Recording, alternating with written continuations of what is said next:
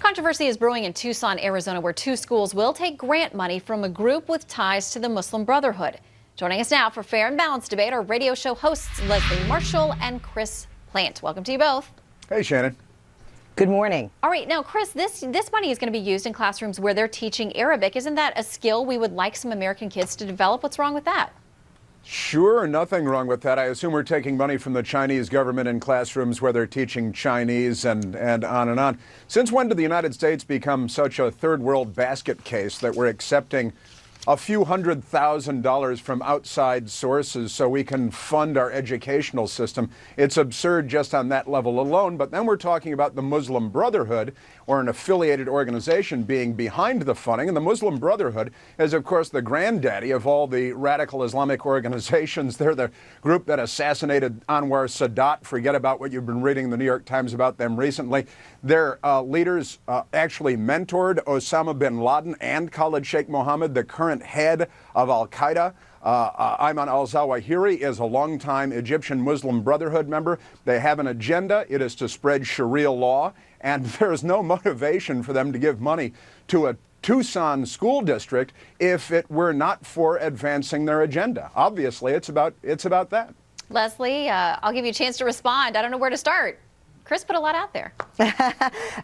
Actually, Chris said a lot, but Chris, I love when you just give me some tennis balls right over the net. So let's go. First of all, you know, I was told that I am related to Kevin Bacon by 6 degrees of separation, but I won't be doing the footloose dance anytime soon. We're not talking about the Muslim Brotherhood writing a check. We're talking about a man who actually a few years ago did the very same thing in Harlem, and I didn't hear any outrage from anybody on the right, including you, Chris, about that. It's been a very successful program. Shannon makes an excellent point. After 9/11, do you know 1 or 2 of the Americans we sent overseas could speak Arabic? We need more Arabic speakers and understanding of Arabic studies, Arabic culture, the Muslim world, and Arabic nations. In addition to that, the other tennis ball that you gave me was that so that's first. Second, China. Yes, China, Zionist organizations. There are numerous people that are linked to other organizations that have their own agendas that have given money to schools. And let me answer the question, why does America need it?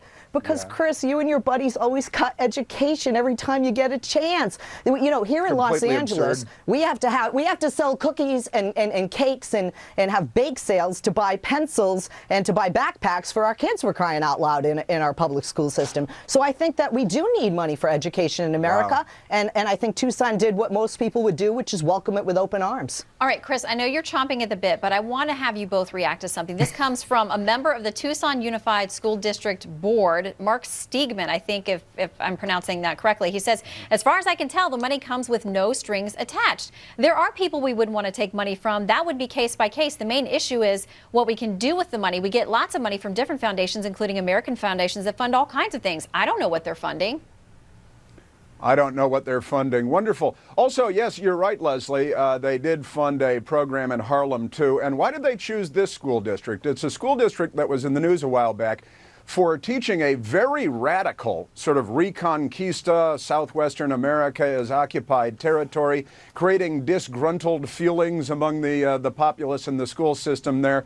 They pretended that they're occupied. They have conferences with Palestinians there because some of the more radical teachers want to pretend that the southwestern United States is actually Mexican territory that's being illegally occupied by the United States of America. Why else would they choose this school district? It's the only reason it was in the news. And why Harlem? Indeed, that's a good question. I don't think that Zionist organizations have the same agenda that the Muslim Brotherhood has, that radical Islam has.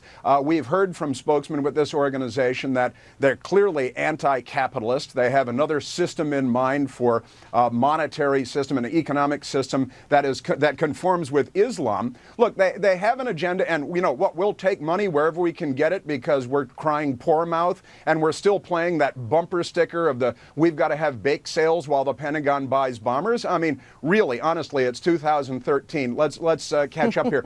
And radical Islam is not some benign little thing. In Northern Virginia, we had an Islamic school where they were teaching in the textbooks that Jews are descendant from monkeys and the rest of the infidels are descendant from pigs, and that Islam is superior and that eventually Allah will point out the Jew hiding behind the rock. This is in the textbooks. Now, that was a Wahhabi school, but radical Islam pretty much peddles the same message everywhere they go. And honestly, you're just perfectly happy to accept outside funding of our school systems for programs because we're so poor? Really? Honestly? That's where we are in America today? All right, Leslie, quick final word to you.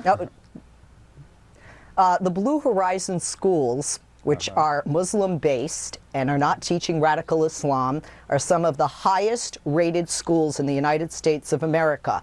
1. 2, they are not teaching radical Islam, nor have they in Harlem, nor are they in Tucson, if you look at the curriculum of the Harlem school. And what this can actually do, Chris, is it can provide opportunities for kids to learn a language that's different than what we're being taught. Most kids in school are being taught Spanish and French and now Chinese and Japanese. And it's going to be able to give them job opportunities and a better understanding. I lived in Israel in 1996, and I can tell you I've been to some Zionist meetings where the words were, get rid of the Palestinians, and I quote, by any means necessary. So I think any group that is radical, whether they have the name Islam after it or not, is dangerous. Any group that is radical. I don't think it is radical to provide money for education to expand the horizons and the knowledge, because knowledge is power, of our children in the United States, in Tucson or otherwise. All right, Leslie and Chris, I hate that we're out of time. You guys are great debaters. Thank you so much both for joining us Thanks, today, and we'll keep an eye on the story. Thank you.